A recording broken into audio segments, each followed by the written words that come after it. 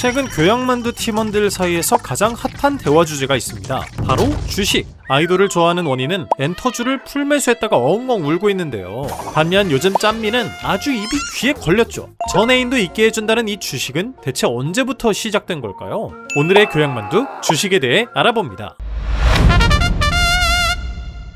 때는 17세기 대항해 시대. 동양에서 후추 한 자루만 가져오면 인생 역전 대박이 나던 시절이 있었습니다. 당시 아시아 향신료 무역은 성공만 하면 평생 먹고 놀 수 있었지만 해적질에 난파에 리스크가 극도로 높았죠. 상인 한 명이 배 한 척에 전 재산을 올인하다 보니 배가 침몰하면 가문이 통째로 파산해버렸는데요. 대박과 쪽박의 경계에서 사람들은 망하지 않고 안전하게 대박을 낼 방법을 고민하기 시작했습니다. 그러다 네덜란드 상인들이 번뜩이는 아이디어를 냅니다. 위험을 쪼개고 수익을 나누면 되잖아. 즉 투자자들의 돈을 모아 여러 척의 함대를 꾸려 배 한두 척이 침몰하더라도 살아 돌아온 다른 배들의 수익을 나눠 가지는 구조인 거죠. 이 시스템을 바탕으로 1602년 네덜란드 동인도 회사가 설립됩니다. 이때 투자자들에게 지분 소유권을 증명하는 증서를 나눠줬는데 이게 바로 주식의 시작이 되었죠. 문제는 이 배들이 인도네시아에 가서 향신료를 싣고 오려면 1, 2년은 걸렸다는 겁니다. 성격 급한 투자자들은 이 종이 증서를 사고 팔기 시작했는데요.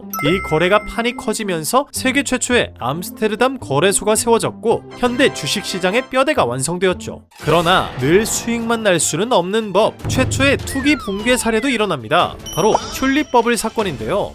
17세기 네덜란드에서는 희귀한 무늬의 튤립이 부유층에게 인기를 얻게 됩니다. 이에 튤립의 가격이 미친듯이 떡상하는데요. 특히 영원한 황제라는 튤립의 구근은 집 한 채 가격까지 치솟았죠. 사람들은 아직 피지도 않은 튤립의 종이 계약서만 가지고 사고 파는 도박을 벌입니다. 하지만 곧 버블이 붕괴하고 순식간에 폭락. 결국 터무니없는 금액의 튤립을 샀던 사람들은 빈털터리가 되죠. 이런 위험에도 불구하고 주식은 빠르게 전 세계 시장으로 퍼져나갑니다. 대규모 자금을 한 방에 모으는데 이만한 치트키가 없었기 때문인데요. 산업혁명과 세계무역을 거치며 성장한 주식시장은 이후 전산화와 인터넷을 통해 지금의 전 세계적 실시간 시장이 되었습니다.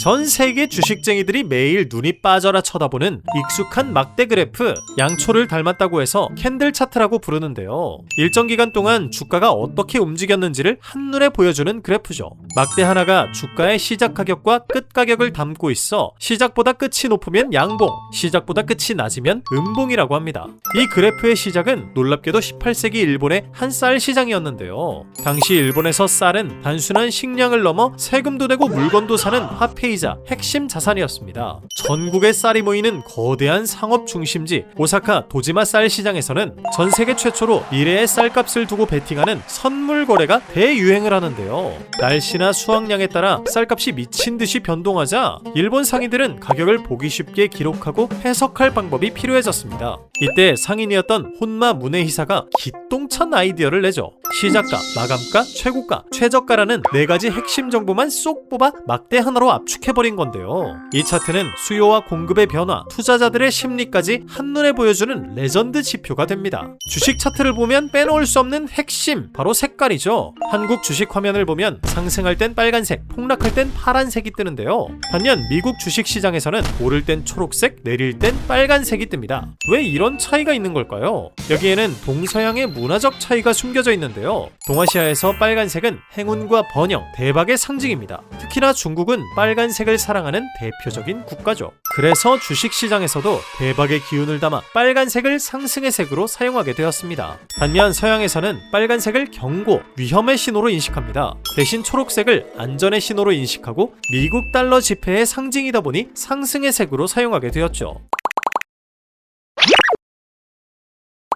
여기 주식 때문에 눈물 흘린 레전드 유명인들이 있습니다. 만유인력의 법칙을 발견한 인류 최고의 천재과학자 아이작 뉴턴. 하지만 이런 천재도 주식으로 전 재산을 날린 적이 있었으니 때는 1720년 영국. 역사상 최악의 주식 사기극인 남의 회사 거품 사건이 터집니다. 영국 정부가 남의 회사에 남미 무역 독점권을 준다는 소문으로 주가가 미친 듯이 오른 건데요. 사실 무역 실적은 1도 없는 사기꾼 회사였죠. 뉴턴은 초반 주가가 오를 때 적당히 잘 팔고 나왔습니다. 하지만 주식을 판 뒤에도 가격이 2배, 3배 폭등하자 그도 눈이 돌고 말았죠. 결국 그는 최고점에서 전 재산을 탈탈 털어 불나방처럼 풀매수를 때리는데 결과는 거품이 펑 터지며 파산 엔딩. 뉴턴은 당시 돈 2만 파운드, 지금 가치로 무려 약 50억 원을 허공에 날립니다. 돈을 날린 그를 보며 사람들은 이렇게 탄식했죠. 천체의 움직임은 계산할 수 있어도 인간의 미친 광기는 도저히 계산할 수 없다.